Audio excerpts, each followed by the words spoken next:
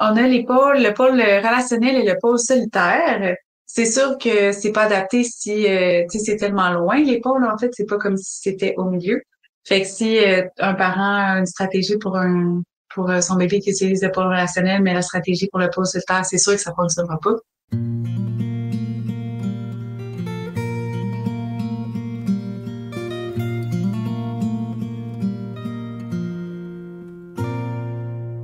Bonjour les parents, bonjour les papas, bonjour les mamans. Alors, je m'adresse aux parents d'enfants 0-5 ans qui aimeraient ça que le sommeil, ce soit un petit peu plus facile à vivre, que le sommeil, quand il y a des petits revers, des petites régressions, qu'on puisse plus s'en sortir.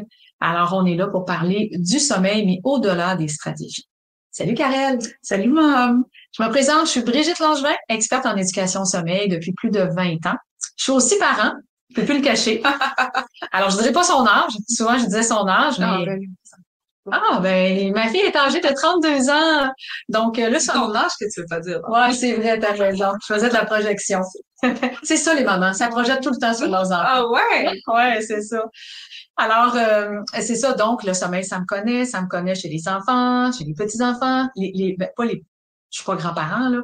Mais chez les enfants, c'est ça, hein. Ne mêlons pas les cartes. Alors, chez les petits bébés, chez les enfants, chez les adolescents, chez les jeunes adultes et chez les gens ménopausés aussi, donc les femmes qui prennent de l'âge, les hommes aussi. Alors, le sommeil, ça me connaît de long en large. Moi, c'est Karel Langevin. Je suis coach en programmation neurolinguistique et ce qui me passionne le plus dans la vie, c'est les relations. Donc, moi, j'amène ici le pôle relationnel. Fait que individu, couple et famille, c'est mon gaga. C'est bon. Ouais. C'est bon, c'est super. Alors, justement, aujourd'hui, j'ai le goût qu'on parle des 2 P. P comme papa, là, mais on va pas parler des papas. Des 2 P du sommeil, donc la personnalité et les pleurs, parce qu'ils sont intimement liés. Et là, on va venir démystifier aussi un petit peu les pleurs. On va parler de la personnalité et ça, je pense que étant pionnière dans le domaine du sommeil des nourrissons, je vais être aussi pionnière dans le domaine de la personnalité parce qu'on n'en parle pas. Puis les parents, là, quand ils peuvent comprendre qu'ils sont pas des mauvaises mamans ou des mauvais papas, mais qu'ils ont un enfant qui a une tendance de ce bord-là ou de ce bord-là, puis que si tu veux faire des stratégies dans ce sens-là avec un enfant qui est de ce bord-là, ça va pas donner des bons résultats. Ouais, c'est pas adapté. C'est ça. Fait que là, on a 2 pôles. Oui. Bon. On Ça va laisse aller. ça. OK. Vas-y. On a le pôle relationnel et le pôle solitaire. C'est sûr que c'est pas adapté si tu sais, c'est tellement loin. Les pôles, en fait, c'est pas comme si c'était au milieu. Fait que si un parent a une stratégie pour son bébé qui utilise le pôle relationnel, mais la stratégie pour le pôle solitaire, c'est sûr que ça fonctionnera pas. Euh, Fait qu'on commence par quel? Celui que tu connais le mieux. OK. Là, évidemment, parlons des adultes, hein, les Oui, oui, conditions oui, ouais, des ouais. adultes relationnels. Puis moi, je vais faire un parallèle avec les Absolument. enfants. Donc, les adultes relationnels, ben, en fait, nous, on aime partager notre bulle. C'est ça qui arrive, ouais. On aime ça, ouais. Ben, moi aussi, j'aime partager ma bulle, j'aime ça toucher, j'aime ça être avec les gens, j'aime ça être dans la même pièce que quelqu'un. Maintenant, si je travaille, je vais aimer ça avoir la présence de quelqu'un, fait que peut-être que je vais aller au café ou moi, je suis en train de faire mon poste de temps, c'est bien c'est intéressant. Euh, J'aime faire des activités à deux, à plusieurs. J'aime, si mettons, je vis quelque chose pour pour bien le processer, je vais vouloir le partager avec quelqu'un. Si je vis un problème, je vais vouloir le partager avec quelqu'un. Si je suis en contact avec la nouvelle information, je vais vouloir en parler à quelqu'un pour pouvoir bien intégrer l'information. Euh, ouais, ça, est-ce que tu as quelque chose à rajouter? Ben, ta sensibilité. Oui, mais ça, c'est quand même kinesthésie. Ah oui, t'as raison, c'est Ouais, vrai. c'est ça, c'est parce qu'on les mélange. On les mélange souvent, t'as raison. Ouais, C'est c'est vrai, ça. c'est vrai. Là, on parle vraiment de la personnalité qui a une tendance plus relationnelle. Ouais, c'est ça. Alors ça, c'est le modèle de Karel. Alors Karel, Oui, elle a, c'est ça. c'est ça, c'est vraiment le modèle de ma fille qui, moi, je pensais qu'elle était une extraterrestre. Quand elle était petite, elle me regardait elle est venue au monde. OK? Puis elle me regardait droit dans les yeux. Tout ça, elle a connecté Ouais. de façon visuelle. Elle a toujours aimé le contact. Puis moi, ben, toute fière, moi, je suis le pôle opposé de ma fille. Puis ça a donné comme ça. On n'aurait pas avoir le même pôle, OK, là. Et quand elle était petite, elle avait 7, 8, 9, 10 mois. Je la prenais, là, face à moi, là, elle avait les bras autour de mon cou, les jambes ici, et je n'avais pas besoin de la tenir parce que elle était collée après moi. Et je voulais tellement connecter, là. Ah, tellement! Puis je comprenais pas du tout son besoin. Et je me rappelle, à un moment donné, elle avait 2 ans et demi. On était assises devant le feu de foyer. Puis moi, je relaxais devant le feu de foyer, puis elle était à côté de moi. Puis je suis quand même assez intuitive et sensible. Et là, on se regardait. Elle me regardait, je la regardais. Puis là, j'ai dit, OK. En disant ça, slonk! Elle s'est mise sur moi. OK, face à moi, elle est venue me coller. Elle voulait être dans ma bulle. Alors, les enfants relationnels aiment être dans la bulle de leurs parents. Est-ce que c'est un défaut? Est-ce qu'ils sont brisés? Est-ce qu'ils ont un problème? Pas du tout. Moi, j'ai cru ça longtemps parce que c'est pas ma façon à moi. C'est pas ma façon de me vivre. OK? Donc là, et même, je trouvais ça envahissant des fois. Je le dis pas fort, là, parce qu'on pense qu'on est des mauvaises personnes. OK? Mais en fait, c'est quelque chose, là. Quand tu donnes un pouce, puis ils veulent avoir un pied, là. OK? Puis tu donnes un pied, puis ils en veulent 3. Puis tu donnes 2 heures, puis ils en veulent 4. Et puis quand arrive le temps de dormir, ben c'est sûr que les enfants relationnels, moi je dis toujours qu'ils ont un cordon relationnel puis il est gros là, OK, ben ils veulent le connecter après un adulte. Alors il y a beaucoup de parents avec les enfants relationnels qui deviennent leur doudou, hein, parce que l'enfant va s'endormir en flattant son parent, en le touchant. OK? Ou c'est l'inverse, c'est le parent qui doit lui tenir la main ou le flatter pour qu'il s'endorme. Il y a une maman qui me disait que son bébé lui jouait dans le nombril. Puis elle était plus capable. OK, c'est quelque chose, là. C'est une maman relationnelle, là. Moi, j'aurais jamais toléré ça, là. On va voir tantôt c'est quoi l'autre pôle, là. Wow. Puis, il y en a un autre maman qui a dit que son enfant s'endormait, il jouait dans les cheveux à elle. OK? Et pas les siens, là. Pas les siens à lui. Les cheveux de sa maman. Puis, un autre, ben, c'était dans ses oreilles. Alors, il jouait dans ses oreilles. OK? Fait que, c'est le fun au début. Ça peut être, mais à un moment donné, c'est difficile. Puis, en Europe, ce que je vois souvent, c'est le petit doigt. Alors, il y a des parents qui mettent le petit doigt dans la bouche de leur bébé quand ils sont jeunes. Puis le bébé est relationnel. Puis le bébé aime téter, là, peu importe là, s'il est relationnel ou pas, mais le bébé relationnel, qui va adorer ça longtemps, là, OK? Puis malheureusement, le petit doigt, ben, tu peux pas le retrouver. Hein. Avec le bébé relationnel, on aime ça, la connexion à l'autre, en fait. C'est ça qui arrive. Si, mettons, on le met vraiment en mots simples, on aime connecter avec l'autre. Oui, oui. C'est sûr qu'à titre d'adulte, aujourd'hui, t'es raisonnable. Absolument. C'est un apprentissage. C'est ça. Tu es capable de comprendre qu'il y a des moments où est-ce que personne n'est disponible pour toi, que tu dois être bien dans ta bulle. Oui. Est-ce que tu y arrives maintenant? Oui, oh my God, de façon exceptionnelle. Oui, ouais. Ça t'a pris quand même du temps pour y arriver. Quand même, ouais. Ouais. Ouais. Alors, ces gens-là ont un chien la plupart du temps. Combien de chiens as-tu eu, Karine? J'en ai eu 2. 2, OK. Mais j'ai 2 chats en ce moment aussi. Ouais, mais ça, ceux qui ont un chat, généralement, ils ont un tempérament différent. Le chat est moins demandant. Oui, c'est vrai que c'est moins fusionnel comme relation. C'est moins fusionnel comme relation comparativement à un chien. Alors ça, un chat, comparativement à un chat. Oui, comparativement à un chat. Merci de me reprendre. Attends, c'est moins fusionnel. Comparativement à un chat. Le chat, c'est ça. Le chat est moins fusionnel que le chien. Alors, mais il y a des chats-chiens aussi. Hein? Oui, absolument. Il y a des chats-chiens que tu dis, ils sont collés. En fait, ils ont d'ailleurs chacun aussi leur personnalité, puis on peut observer le pôle plus relationnel ou solitaire chez les animaux également. Oui, hein, quand on se met à observer. Oui, je trouve ça vraiment, vraiment intéressant. Alors, si on revient à nous, oui. Donc, le pôle solitaire, qui est le pendant de l'autre côté. Ouais. Peux-tu en parler un peu? Ben oui, OK. Fait que dans le fond, moi et ma mère, on se complémentait très bien quand j'étais jeune, parce que j'étais vraiment beaucoup dans le pôle relationnel, puis elle était bien dans le pôle solitaire. Je pense qu'aujourd'hui aussi, c'est ma tendance. Oui, c'est ta tendance, mais quand même, je suis bien relationnel oui. qu'avant. Oui. Fait que dans le fond, le pôle solitaire aime se connecter à lui-même. Dans le fond, c'est ça. Et il aime sa bulle, en fait. Fait que il va pouvoir travailler seul, manger seul, faire ses activités seul, et il va aimer ça, en fait. Vraiment, vraiment beaucoup. Puis pour une personne qui utilise plus le pôle relationnel, c'est dur à comprendre. Pareil comme une personne qui utilise le pôle solitaire va faire comme, mon Dieu, tu sais, tout le temps avec quelqu'un, cette personne-là.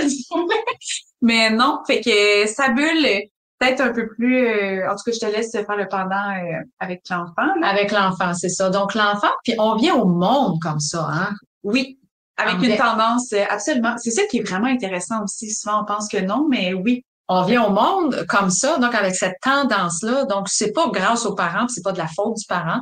l'enfant vient au monde comme ça. C'est sûr que dans les jumeaux, on va le voir. Il y a un enfant, dans la première année, ils peuvent se l'interchanger. J'ai vu ça quelques fois.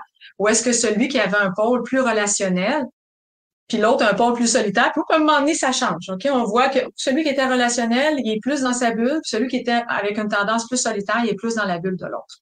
Alors, l'enfant, le parallèle à faire toujours avec le sommeil chez nos enfants.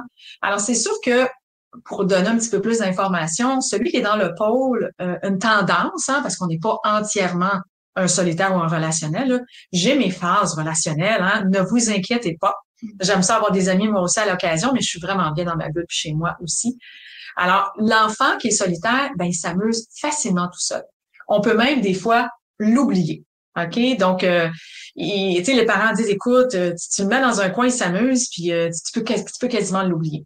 Alors, c'est vraiment un enfant qui est bien dans sa bulle, mais quand arrive le temps de dormir, ben, c'est un enfant, c'est plus facile pour lui d'accepter d'être dans sa bulle pour dormir au lieu de réclamer une connexion, j'allais dire un soutien, mais c'est pas toujours un soutien, une connexion de la part de son parent.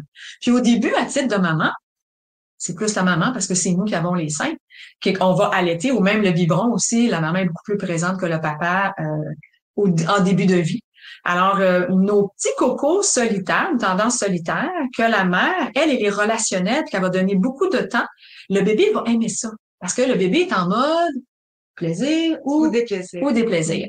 Alors, lui, il a un plaisir à être dans les bras de sa maman, puis de s'endormir dans les bras de sa maman. Mais la journée où la maman a dit « Ouf, c'est assez, mon coco, notre sommeil n'est plus bien ni l'un ni à l'autre », ben, il va se mettre à dormir. Puis la transition va être plus facile. Plus facile. Ça veut pas dire qu'il y aura pas de pleurs. Puis on arrive aux pleurs après. Ça veut pas dire qu'il y aura pas de pleurs. Sauf que les parents vont me dire « Hey, Brigitte, ta stratégie est magique. 48 heures, c'était réglé. » C'est pas la stratégie qui est magique. C'est le tempérament de l'enfant. Ouais, c'est ça. C'est le tempérament de l'enfant. Alors, c'est pas grâce à la stratégie, c'est même pas grâce aux parents, mais en partie oui, parce que c'est vous qui avez entrepris de mettre une stratégie en place. C'est un teamwork. C'est un teamwork, c'est ça. Alors, c'est sûr que la maman relationnelle, avec un petit coco qui a une tendance plus solitaire, c'est dur pour elle. Alors, la maman qui a une tendance solitaire avec un coco solitaire, que ça serait 8. OK? Fait que c'est ça, c'est intéressant aussi d'observer le tempérament de votre enfant, mais aussi d'observer votre propre tempérament, à savoir, ça va être quoi vos défis ou vos facilités dans une stratégie, mettons, que vous allez avoir avec... qu'on met en place. Absolument. Et si on a une maman relationnelle avec un bébé relationnel, c'est un gros défi. OK, c'est un gros défi. Alors moi, je suis une maman solitaire avec une petite fille relationnelle. Elle n'a pas été contente. Alors quand, à un moment donné, est arrivé le temps, c'était le temps des fêtes, car elle est venue au monde en novembre. Donc, le 25 décembre, elle avait 6 semaines.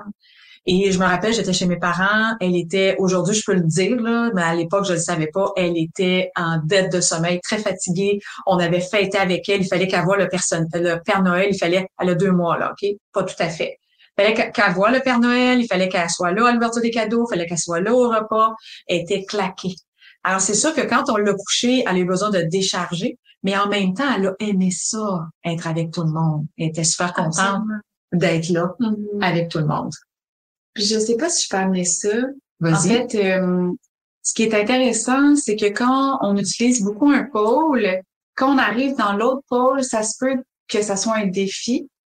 Mais en fait, on n'est pas en train de se dénaturer, on n'est pas en train d'oublier qui on est, on n'est pas en train de se briser ou même, tu sais, je veux dire, de briser notre enfant, là, c'est ça. Mais en fait, on est en apprentissage d'un autre outil. C'est ça, c'est comme ça qu'il faut le voir. J'aime ça. Ouais, c'est ça.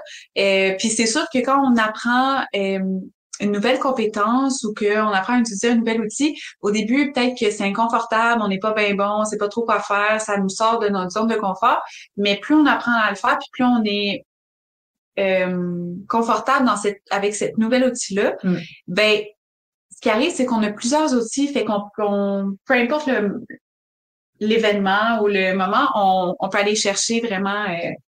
Et tu viens de définir le titre du podcast. Donc, percevoir le dodo au-delà des stratégies. C'est ça. Puis ce qui est intéressant au cours des 20 dernières années, parce que je ne l'ai pas appris quand j'étais en formation en programmation neurolinguistique, on a fait la même formation, Oui. on a eu le même professeur. Mais pas en même temps. Mais pas en même temps. Hey, non, par chance, ça aurait pas été une bonne idée, je pense. Je pense que non. Non, hein? Ça aurait été une bonne idée. Alors, ce que j'ai découvert, c'est que c'est une suite logique, là. Je n'ai jamais parlé à mon professeur, mais il m'aurait dit, ben oui, comment ça que tu le savais pas? C'est que dans 6 mois, non, il aurait pas dit ça. Il aurait juste sourire en coin, là, avec son petit regard. C'est ça. Effectivement. Alors, ce que j'observe dans les couples, puis dans mon couple à moi, puis dans le couple que Karel a eu à un moment donné avec un copain, c'est que on est inversement proportionnel à l'autre. Alors, comme moi, j'ai une tendance à l'époque qui était 80% solitaire, aujourd'hui, c'est un petit peu moins, mais je suis toujours au-dessus de 60, là, c'est clair. Ouais. Ben, j'attire un partenaire de vie qui va être relationnel à au-dessus de 80. OK? Puis quand j'ai un enfant, ben, c'est à découvrir. Ouais. Alors, mon petit coco qui vient au monde, puis qui est à 90% relationnel, ben, le prochain, c'est impressionnant, là. Moi, des fois, je pose des questions. C'est comment il dort, l'aîné? Ça me dit tout de suite comment si l'aîné dort super bien. Puis, on a fait ta stratégie quand il y avait 6 mois. Ça s'est bien passé. 2 jours, c'était réglé. Oh! Elle avait une tendance solitaire. Et là, c'est sûr qu'elle a un enfant qui a une tendance relationnelle. Donc, je sais déjà par ces informations-là le défi qui s'en vient. Parce que le coco est relationnel. Il me reste à mettre en lumière qui est la maman, qui est le papa. C'est assez rapide parce qu'on a beaucoup d'expérience. Donc, tu sais, dans les 5 premières minutes, on a déjà une bonne idée. Évidemment, ça définit pas la personne dans toutes les facettes, mais ça nous indique que, oh, la maman est plus relationnelle. C'est pas parce que c'est la maman. Ce n'est pas parce que c'est la maman. Absolument. C'est ça. J'ai des papas, qui sont très relationnels. Il y a des papas qui, en blague, là, mais qui me disent, toi, je te déteste parce que moi, je disais ce mot-là, Karel, je suis contente d'entendre ce que tu me dis, c'est que moi, je dis aux parents, tu vas devoir te dénaturer. De sortir de là où tu es confortable, de sortir de ton mode de fonctionnement pour aller vers un autre mode de fonctionnement. Mais j'aime ça dire en fait, c'est que tu vas devoir te compléter. C'est ça. C'est aller chercher l'autre pôle. C'est ça. C'est ça qui est vraiment, vraiment intéressant. Puis ça va avoir un impact pas juste sur le sommeil de votre bébé, mais dans la vie aussi, en tant que comme femme, parent, partenaire, tu sais, name it, là. Oui. Mais puis aussi, ben, si je peux pousser jusque-là, ben, vous allez être encore plus outillés pour pouvoir apprendre à votre enfant à utiliser les 2 pôles également. Mais oui, parce que c'est ça le but, quand on est parent, c'est de rendre nos enfants à l'âge adulte avec le plus d'outils possible. Alors, plus on se connaît, plus on s'outille pour pouvoir jouer dans les polarités puis atteindre un juste milieu la plupart du temps, puis on n'est pas toujours là. Plus nos enfants sont outillés. Alors, c'est ce que j'ai tenté de faire. Sur le tard, parce qu'il y a des parents qui pensent que moi, Brigitte Langevin, je suis une mère parfaite, puis que moi, j'avais toutes les que j'avais tous les outils en venant monde, mais pas du tout, pas du tout. J'ai légué plein de choses à ma fille qu'on a dû travailler par la suite, qu'elle a dû travailler par la suite. J'ai travaillé de mon côté, moi aussi. On l'a dit dans d'autres épisodes, mais on va le répéter, le parent parfait, il n'existe pas. L'être humain parfait n'existe pas, et par chance. Et par chance. Ah, il serait plate. Non, ça serait plate. Ben, sinon, il n'y aurait pas de sens. Mais non, c'est ça. Tu sais, il faut jouer. On est un être humain, on joue dans les polarités, on est cyclique, on a des hauts, on a des bas. Alors, c'est tout à fait normal. Donc, c'est intéressant. J'ai des familles, moi, avec qui on va un petit peu plus loin. Toi aussi, j'imagine, Karel, dans tes consultations, où est-ce que on peut mettre en lumière qui que t'es, toi, le parent, à titre de papa. Mais moi, c'est ça ma job. Oui, toi, c'est toi ton parent. Puis qui que t'es, toi aussi, parce que tu peux être en relationnel. C'est là où c'est pas compliqué, mais c'est complexe. Tu peux être relationnel en tant que maman, mais en tant que femme d'affaires ou en tant que salarié, ben, t'es peut-être relationnel. Peut-être solitaire. Solitaire, parce que là, je l'ai dit l'inverse. Ouais. Alors, ça bouge comme ça. Ouais. Moi, en relation de couple, je suis fusionnelle. C'est incroyable, je me reconnais pas, puis je voudrais être autrement. Il faut que je m'outille, pour dire me dénaturer. Alors, c'est dans ma nature à moi. Alors que, en tant que femme, ben, j'ai une tendance beaucoup plus solitaire. En tant que femme d'affaires, une tendance beaucoup plus solitaire, mais en tant qu'amoureuse, je tombe relationnelle. Intéressant. Oui, c'est intéressant. Ouais. Puis toi, est-ce que, en tant qu'amoureuse, ben, je pense que je préfère la fusion, mais sauf qu'en ce moment, je suis en train de découvrir autre chose, puis je suis rendue beaucoup plus à l'aise dans mon pôle solitaire, en fait. Puis je pense que Maintenant, la perception que j'ai par rapport au temps que je peux passer avec quelqu'un, si c'est plus dans la quantité, mais plus la qualité, en fait. Fait que ça me donne beaucoup plus de temps pour être avec moi-même. Puis ça, c'est une réflexion très, très pôle solitaire. Ouais, hein, c'est ça. Je favorise beaucoup plus la qualité que la quantité. Absolument. Je me rappelle, j'avais un copain qui me disait, moi, quand je vois ma famille, c'est minimum 4 heures. Moi, je compte pas. Moi, c'est quand j'en ai assez. OK, là, moi, je me sens remplie. Alors là, je pars. C'est assez pour moi. Je compte pas les minutes. Tu vois, mais moi, je l'amenais pas comme ça, en fait. C'est juste parce que vu que je suis très relationnelle, j'ai beaucoup de gens qui m'entourent. OK. Et puis là, des fois, je peux me sentir mal de pas avoir passé autant de temps avec telle personne ou telle personne, ou moi-même même. Mais maintenant, si je vois pas telle personne pendant un laps de temps, mais je sais que je suis très, très présente durant la rencontre. Donc, je trouve ça beau, au final. Fait que ça donne plus d'espace. Puis on peut faire un parallèle parce que c'est comme ça avec nos enfants. Hein? Le parent qui est plus relationnel va se sentir coupable, non équitable s'il donne pas le même temps de qualité à ses 2 enfants. Puis pourtant, il y en a un qui a 2 mois, puis il y en a un qui a 3 ans. Tu peux pas donner le même temps. Celui de 2 mois prend beaucoup plus. Et là, on tombe dans la culpabilité, puis on finit par donner du temps à des moments inopportuns, comme au moment d'aller dormir. Alors, je pense que pour aujourd'hui, on a fait le tour là-dessus. On va y aller avec les pleurs. Ouais, on va y aller avec les pleurs parce que je vois le temps avancer. Ouais. Puis les pleurs, c'est la pierre angulaire. C'est la pierre angulaire. Tous les parents, sans exception, moi inclus, je veux et j'ai souhaité à chaque soir de ma vie que ma fille était chez moi, qu'elle vivait chez moi, qu'elle s'endorme sur une note positive. Mais c'est pas toujours ce qui s'est produit. Il y a des fois, elle s'endormait. Puis petite, là, OK, moi, je parle toujours du 0-5 ans. Je parle pas plus tard parce que des fois, elle s'endormait pas sur une note positive parce qu'elle avait de la peine. Mais pas parce qu'elle était trop fatiguée. Alors, il faut savoir que, puis vous le savez, les papas et les mamans qui m'écoutez présentement, les pleurs, c'est le moyen de communication de nos enfants. Mais, puis ils viennent au monde avec 6 émotions. Savais-tu? On vient au monde avec 6 émotions? Il y a un film là-dessus, sans dessus-dessous, où est-ce qu'il en parle? Oui, un film. Ah, c'est ça. Alors, le bébé vient au monde avec 6 émotions. Ouais, c'est ça. Donc, celui de la colère, OK, qui parle de son déplaisir. Celui de la surprise, qui est un déplaisir, mais moins gros. Alors, il vient avec la tristesse, qui est un déplaisir aussi. Il y a beaucoup plus de déplaisir, au final. Ah, tu vas voir. Tu vas voir. Ben oui, t'as raison, il y a la peur. Il y a le dégoût. Oui, il y a le dégoût. Ben, t'as raison. T'as raison. Il y a une émotion de plaisir qui est la joie. Fait que c'est normal qu'il pleure souvent. Ben, c'est voilà. C'est ça. Parce que dans les 6 émotions, alors, il y a la peur, mais attention, là, la peur de tomber des gros bruits, là. Il n'y a pas peur du futur, il n'y a pas peur d'être abandonné, il n'y a pas peur, il n'est pas là-dedans, il n'y a pas la notion de temps. Alors, il est dans l'instant présent, puis il est dans son sentier. On va en parler un autre tantôt. Ça, c'est très kinesthésique. Les bébés viennent au monde, merci de prendre des notes pour qu'on n'oublie pas d'en parler dans d'autres épisodes. Alors, le bébé est vraiment plus kinesthésique, donc il est dans son sentier.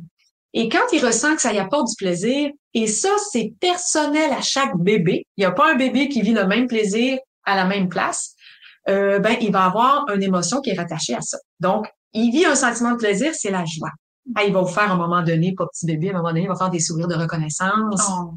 Des beaux sourires, on les aime. Puis, tu sais, ils vont se coucher le soir, puis on va lui souhaiter des bonnes nuits, puis ils vont faire le plus beau des sourires charmants, tu sais, parce que il est content d'aller dormir, parce qu'on a mis des choses en place, puis ça se passe bien, ou ça s'est fait tout seul aussi, là, tout dépendamment du tempérament de l'enfant, de ce qu'on a mis en place. Mais il y a d'autres enfants qui vont avoir besoin de décharger. Je sais que vous savez c'est quoi les pleurs de décharge, hein? C'est des enfants qui sont trop fatigués. Ben, je sais pas si on sait ce que c'est. On se fait dire c'est normal les pleurs de décharge, mais c'est quoi ça? Puis là, mon relationnel, lui, là, puis là, qui est intense en plus. Souvent, les relationnels, ils ont de l'intensité. Puis les solitaires sont un petit peu moins intenses, mais c'est pas vrai tout le temps, là. Parce que moi, je suis une tendance solitaire. Est-ce que je suis intense? Mais ils sont intenses, mais sur une plus petite période de temps, mettons les bébés, je pense. Non, ça dépend. OK. Ça dépend de leur personnalité. Il y en a que parfois qui ont vraiment une détermination, puis tu sais, la pomme ne tombe pas loin du pommier aussi. Oui. Alors, c'est sûr que quand le bébé, on le couche, puis qu'il va se mettre à pleurer, mon bébé est relationnel. Pourquoi il pleure? Ben, parce qu'il va être en connexion avec l'autre, avec son parent. Parce que il sent qu'il va perdre la Ouais, connexion. c'est ça. Il est intelligent, les parents sont là, oui, mais il a peur de son lit. Il a pas peur de son lit. Il Mhm. sait qu'on l'amène dans l'activité dodo. Puis il est Ouais, jeune, là. Il y a des fois, il y a 3 mois, 2 mois, 4 mois, 6 mois, puis évidemment, 7, 8, 10 mois, il est pas fou, là. Et des fois, on passe le cadre de porte. Ils ont 4 mois. Puis il se met déjà à pleurer parce que mon petit il a fait l'association ben que oui, c'est que ça. ça, c'est l'activité dodo, puis que Ouais. là, hey, tu vas te déconnecter de moi, maman. Puis là, ben moi, je vais laisser mon gros cordon relationnel traîner par terre. Je veux pas le connecter à moi. J'ai pas de fun à être dans ma bulle à moi. Alors, il va y avoir des pleurs qui sont pas nécessairement des pleurs de décharge, mais des pleurs pour témoigner un déplaisir. Quand on arrive aux pleurs de décharge, parce que beaucoup de parents s'inquiètent. Mon Dieu, mon bébé va se sentir mal aimé, abandonné, traumatisé. Je sais que ça te touche, ça, Karel. Ces Ah, ça me mots-là. touche. Ben, je veux dire, Mais en tant que relationnel, je veux dire. oui, oui, oui, C'est mais ça. je veux dire, en tout cas. Oui, oui, c'est ça. Moi, je comprends. Alors, puis là, ben, ces petits cocos-là vont avoir des pleurs de déplaisir. Puis quand c'est de la décharge, il y a beaucoup de parents qui s'inquiètent en se disant, je suis en train de nuire à son développement. Je suis en train de nuire à son cerveau. Je suis en train de nuire au lien d'attachement. Ben non. On a oublié tout le temps de qualité qu'on a donné. Alors, le temps de qualité, le temps que l'enfant se sent connecté à son parent, ben, il est nourri là-dedans.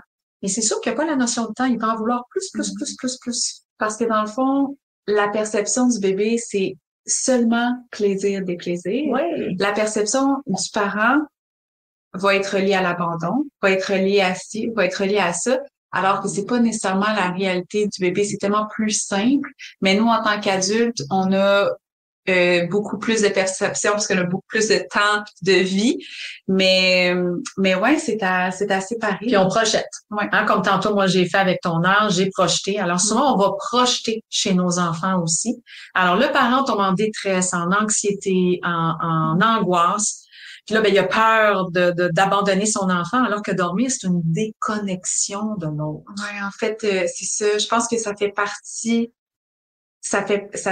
d'apprendre à connecter à soi, de se déconnecter de l'autre, en fait. C'est pas mal de se déconnecter de l'autre. Mais pour se connecter à soi, c'est un Non, plaisir. c'est ça. Mais sauf qu'il faut que, si, mettons, le bébé est relationnel, il faut lui montrer que C'est ça. Puis cette transition-là entre je ne sais pas et je sais, ben, elle va être inconfortable.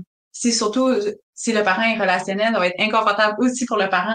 Mais sauf que c'est juste, ça va passer. Mais oui, c'est un apprentissage. C'est Absolument. tellement bien nommé. C'est un apprentissage. On est en train de permettre au bébé d'apprendre à connecter, à être bien dans sa bulle à lui.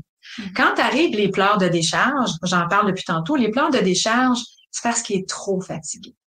Alors, quand on est fatigué, le cerveau envoie de la mélatonine en espérant passer du système nerveux sympathique au système nerveux parasympathique, qui est vraiment le système nerveux de la détente. Hein. À partir là, de 4-5 heures le matin, là, le cerveau commence à envoyer du cortisol. Hein, il veut pas qu'on dorme toute la journée. Donc, il stimule notre corps. Fait que là, le sympathique, le système nerveux sympathique est embarqué, puis on est en action. Donc, on se lève le matin, puis là, ben, si on a des obligations, des nécessités, des plaisirs, on s'active. Alors ça, c'est le cortisol qui fait ça, l'adrénaline. Donc, on en a besoin. Mais si j'ai des signaux de fatigue, surtout que nos bébés doivent dormir dans la journée, puis pour toutes sortes de raisons, là, c'est pas répondu. Alors, le bébé, lui, son cerveau va s'adapter. Envoyer du cortisol, du cortisol. Puis quand tu arrives pour se coucher le soir, qu'il soit une tendance solitaire, qu'il soit une tendance relationnelle, ben, il va avoir besoin de décharger. Pourquoi? OK? Parce que je dis toujours aux parents, tu sais, après une bonne colère, tu dors tellement mieux. Puis en fait, qu'est-ce qui se produit quand on est en colère? C'est qu'on prend des petites respirations. Puis là, on dit ce qu'on a à dire. Puis là, on prend une petite inspiration, puis alors, il y a plus d'expiration que d'inspiration. OK? Puis c'est dans l'expiration que le corps peut switcher en mode parasympathique. Alors, quand le bébé a des pleurs de décharge, ne faites pas le saut. Je vais imiter des pleurs. OK? Je fais ça souvent au téléphone avec mes parents. Alors, qu'est-ce qu'il va faire? Il est vraiment fâché, OK? Là, des pleurs là, que j'appelle de vaccin. Là, il va faire... allez, c'est ça. Alors, il va inspirer. Ouais! Alors, petite inspiration, longue expiration. Petite inspiration, longue expiration. Puis là, il y a les poings fermés, là, parce qu'il est fâché, il est rouge comme un coq, il n'a plus le temps d'avaler. Il est en train de faire switcher son système nerveux du sympathique au parasympathique. Alors, ça peut durer 30 à 45 minutes, un cycle au complet. On a vu ça dans un autre épisode. Je pense que c'est l'épisode 1 sur c'est quoi le sommeil, avec les cycles du sommeil, et il va tomber endormi. C'est quoi mon rôle pendant ce temps-là? Ben, je peux aller le voir. Hein? Si je suis un parent relationnel, je vais pas l'attacher à la chaise, OK? Ah oui, le parent, que ce soit le père ou la mère, va aller voir le bébé. Mais il faut être vigilant. Si je fais tout pour le calmer, alors là, je me mets à le sortir, je le trimballe, je l'empêche de développer sa capacité d'auto-apaisement. Sa capacité de pouvoir glisser vers l'apaisement. Tu peux aller le voir sans le toucher. Ben, en fait, on peut aller le voir sans le toucher. C'est la première chose qu'on devrait faire. On fait un acte de présence. Coco, maman est là. Je sais, t'es fâché, t'es fatigué, c'est correct. Mais observons. Si c'est pire, c'est peut-être pas une bonne idée. Parce que faut le savoir que personne tombe endormi en étant de plus en plus fâché. Alors, on peut aller faire un tour, on va voir qu'est-ce que ça donne, on fait un acte de présence, on lui parle, on évite de le toucher. C'est dur pour la maman relationnelle. Puis si vous dites, oui, moi je le touche un peu, puis ça va bien, vous êtes dans la bonne voie. Hein, ce qu'on veut, c'est que ça s'améliore, mais il faut être vigilant. Les pleurs de décharge, c'est important. Faut les laisser être. Ça nuit pas au lien d'attachement. Qu'est-ce que j'ai envie de dire que la connexion ne passe pas par le toucher ou le visuel ou l'auditif. Elle passe aussi par une quatrième porte. La présence. Que vous soyez, même si c'est en dehors de la pièce. Si vous êtes présent, si vous entendez votre bébé faire ses pleurs de décharge, mais vous êtes présent, pas avec lui, mais tout le long, vous gardez votre connexion. Comment? Dis-moi. Moi, là, je t'écoute parler, là, puis comment on fait pour être présent? Comment on fait? Comment le parent peut dire, hey, moi, là, je panique, j'entends mon bébé pleurer, puis là, ben, si je vais le voir, ça l'aide pas. Là, je suis mieux de rester de l'autre côté de la porte. Puis là, j'ai entendu Karel dire que sois présent. Comment je fais ça? Okay. Ben, d'abord, la présence à soi, c'est de respirer. Si votre bébé est en train de décharger, ben, déchargez avec lui. Prenez des respirations. Avec une expiration plus longue. Oui, on a-tu le droit de pleurer en même temps? Vous avez le droit de pleurer en même temps. Puis après ça, c'est quoi qui est au service de la relation entre vous et votre bébé? C'est quoi qui est au service du sommeil, du bon sommeil de votre bébé, puis par la même occasion de votre bon sommeil à vous? Ben, rappelez-vous ça. Votre bébé est en train de décharger. C'est correct. Je le laisse décharger. J'étais en tabarnouche. T'as eu peur, hein? Oui. J'étais en tabarnouche. Je voudrais avoir l'occasion de décharger aussi. Fait que là, ben, je décharge avec mon bébé. Même si je suis pas, là, collée sur lui, ou qu'il est pas dans mes bras, ou que je suis pas dans la même pièce. Donc, t'es pas parti écouter la télé, t'écoutes pas la musique. T'es là avec lui, au bord de la c'est ça. Tu décharges avec lui. Absolument. Par une respiration, par des pleurs aussi. Absolument. Puis en te parlant aussi, en te disant que tout est correct. Puis ça, ben, c'est la même stratégie dans tous les autres moments de stress que vous pouvez vivre dans votre vie. Si vous ramenez votre présence à vous, ben, tu sais, vous pouvez transférer cette compétence-là dans n'importe quelle situation qui est stressante. Mais oui. C'est du bonbon. Hey, merci. Merci, Marielle. Merci.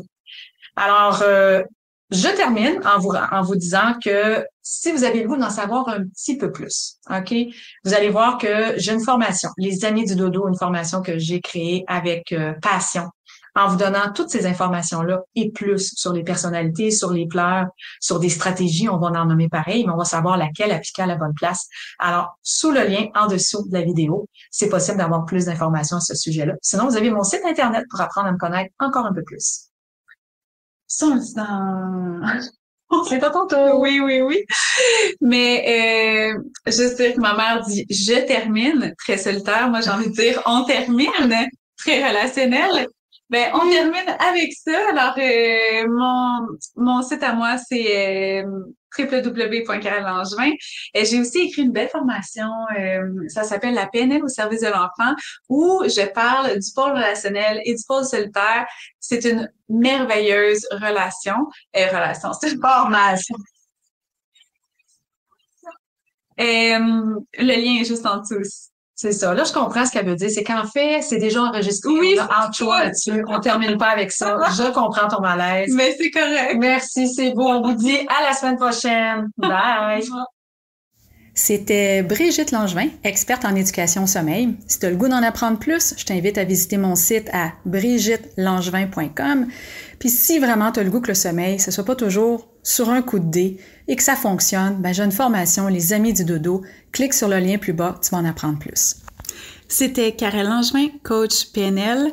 Tu peux aussi aller visiter mon site web karellangevin.com. Si ça pique ta curiosité, j'ai créé une merveilleuse formation, la PNL au service de l'enfant. Clique sur le lien juste en dessous si tu veux en savoir plus.